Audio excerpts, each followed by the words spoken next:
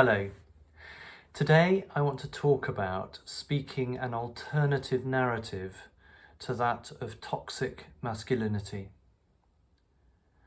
I've become increasingly aware that the current generation of male teenagers is growing up in a significantly different context to the one that I grew up in 4 decades ago, especially with regard to gendered character traits. The news headlines about male teenagers at the moment often refer to examples of toxic masculinity.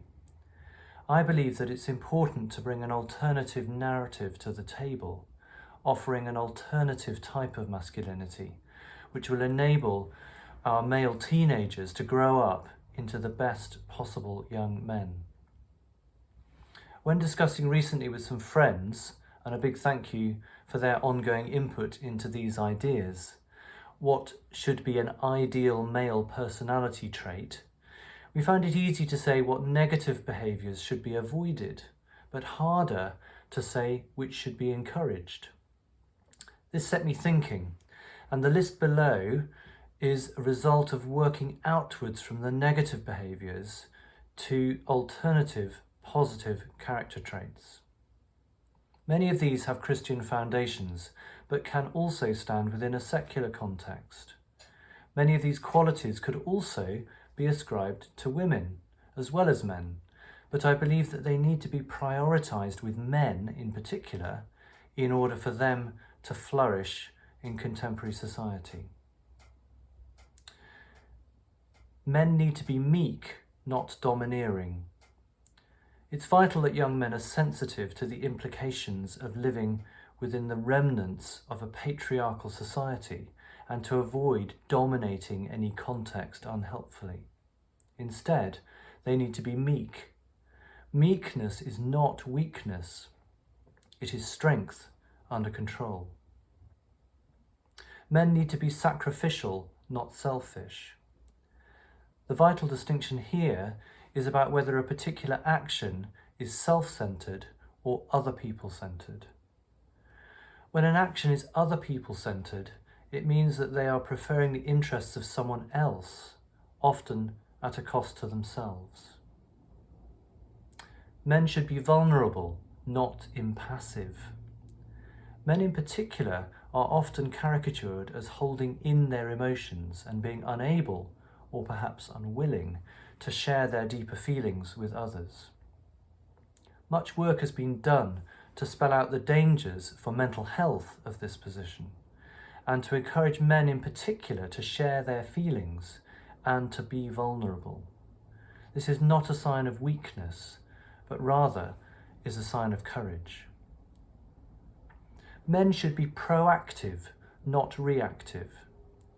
Some men have a tendency to apathy and laziness, which means that in any situation they can sit back and let someone else take the lead. This doesn't help either themselves or those that they are with. Being proactive doesn't necessarily mean being bossy or domineering. It can be done positively. Men should be respectful and not rude. In our relationships with others, particularly women, men need to consider how they can be respectful in all that they think, say, and do.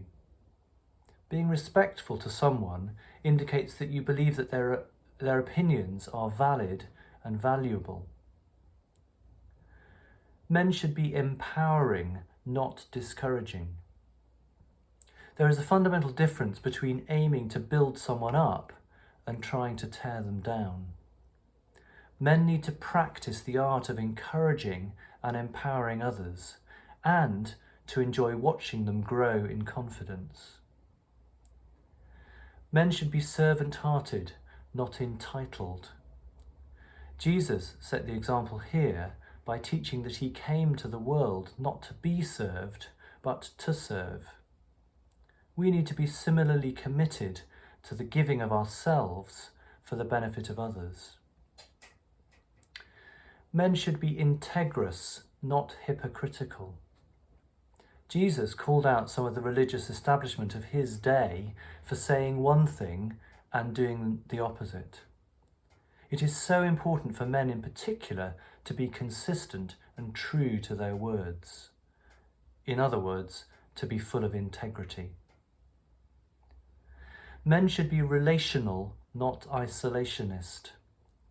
Men need to make a positive choice to connect relationally with other people.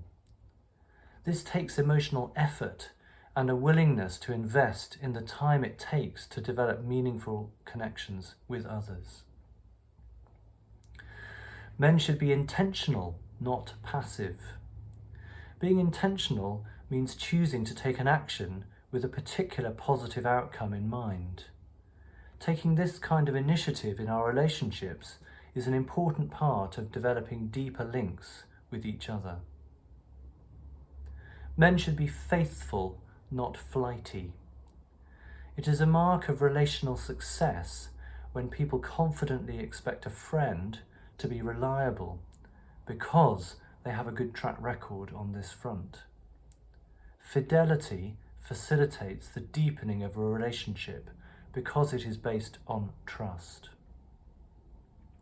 I'm very aware that the topic of male personality traits is hotly contested, so I offer these thoughts tentatively and recognise that others may come up with a completely different list. Whatever the perspective, it is my hope that the current generation of male teenagers will learn from the mistakes of the past and the present, so that they might become the male role models of the future.